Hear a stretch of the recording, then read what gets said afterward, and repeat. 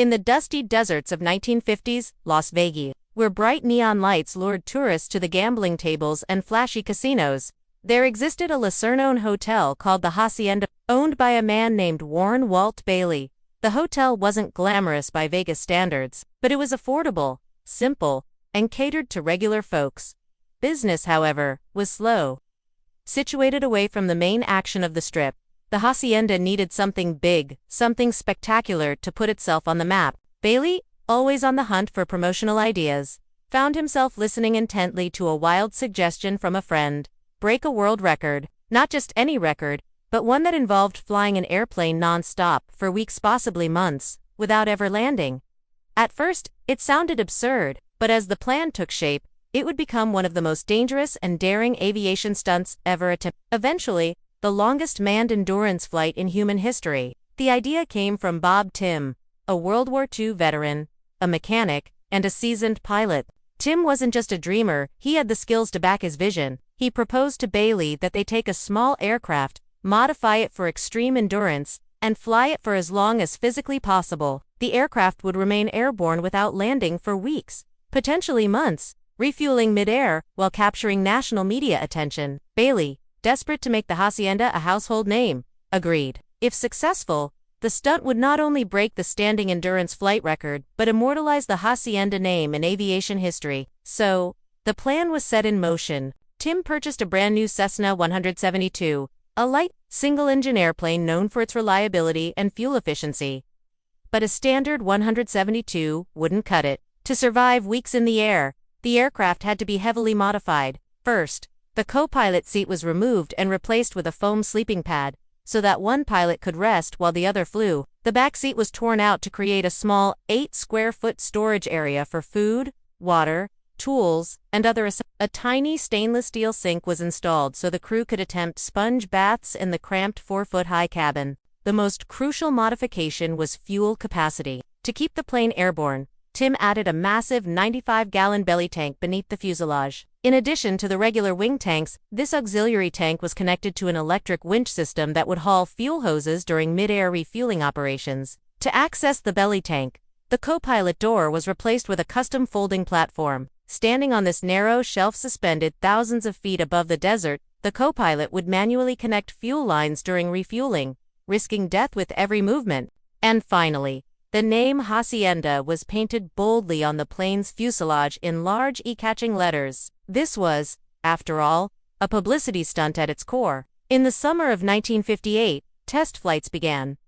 But things didn't go smoothly. The first co-pilot Timm hired clashed with him constantly. They disagreed over procedures, flight paths, rest periods, tensions ran high, and their arguments jeopardized safety. The first endurance attempt failed. The second also ended prematurely, plagued by mechanical issues and crew discord. The third ended in a screaming match that led to the co-pilot's dismissal. Meanwhile, to make matters worse, 2 other pilots in Dallas had already set a new endurance record: 50 days in the air while flying the same Cessna 172 model. The bar had now been raised even higher. Undeterred, Timm hired a new co-pilot, John Cook, a calm, disciplined man who had little experience with stunt flying but immense patience and mental strength. Timm and Cook bonded quickly. By December, after several more test flights and mechanical tweaks, particularly fixing a recurring problem with the engine's exhaust valve, were ready. On December 4, 1958, they took off from McCarran Field in Las Vegas under the watchful eyes of FAI officials. To prevent cheating,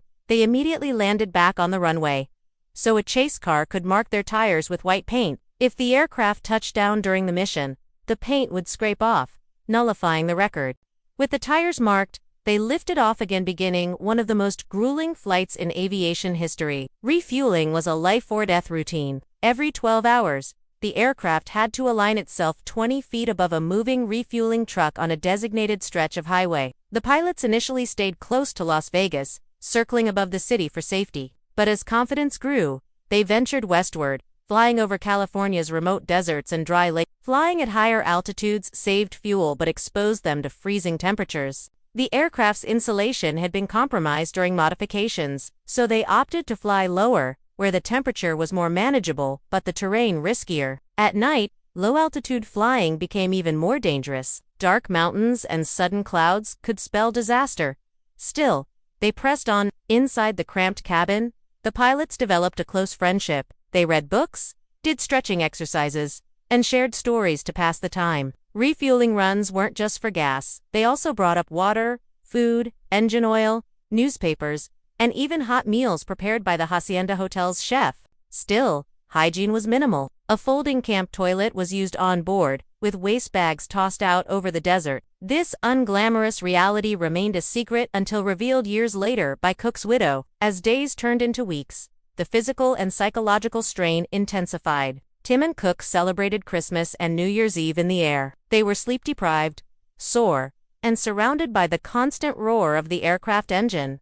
On one occasion, Timm dozed off at the controls. The plane flew for nearly an hour on autopilot before he woke up. By then, they were flying low through a canyon, moments from crashing. It was a terrifying reminder of how thin the line between survival and tragedy had become. Then, on day 39, disaster struck. The aircraft's generator failed, cutting off power to the radio, lights, heating, and most importantly, the fuel pump system that transferred gas from the belly tank to the main wing tanks. The only solution was to receive a small wind turbine via refueling barely enough to power the radio. For the rest of the mission, they had to manually pump fuel by hand, a grueling task. Refueling at night, already dangerous, became nearly impossible without lights. To adapt, they tied a flashlight to the winch to help the ground crew see, and even used a chase truck equipped with a powerful searchlight to light the path for refueling. As the record-breaking day approached, the mission faced new hurdles.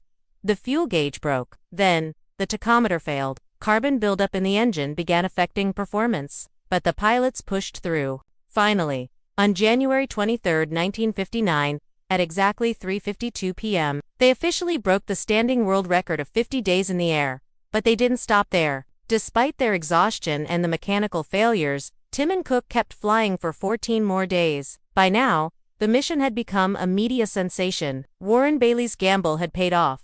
Newspapers nationwide ran stories. Radio hosts covered daily updates. Bailey even chartered a second plane filled with photographers to fly alongside the Hacienda and capture images. In one iconic photo, co-pilot John Cook can be seen hanging halfway out of the aircraft, pretending to clean the windshield, a dramatic image that appeared in papers across the country. On February 7, 1959, after a staggering 64 days, 22 hours, 19 minutes, and 5 seconds in the air, the aircraft returned to McCarran Field.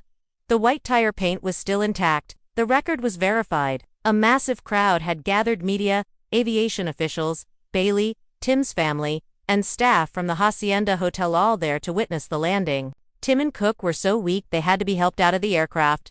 But they had done it. They had pulled off the impossible. The feat was so extraordinary that, in 2015, the FAA retired the category of manned endurance flight. The dangers had become too great, and there were no safe ways to replicate or surpass such missions. This meant that Timm and Cook's record, now officially unbeatable, would stand forever. Today, the very same Cessna 172 that made history hangs suspended inside Terminal 1 of McCarran International Airport in Las Vegas. Visitors walking through the baggage claim area often stop to look up at the small aircraft, unaware that it once carried 2 men through one of the most extreme, death-defying stunts in aviation. The plane doesn't speak, but if it could, it would tell the story of how 2 men, driven by ambition, courage, and a dream, spent more than 2 months in the sky, all to make a humble hotel famous.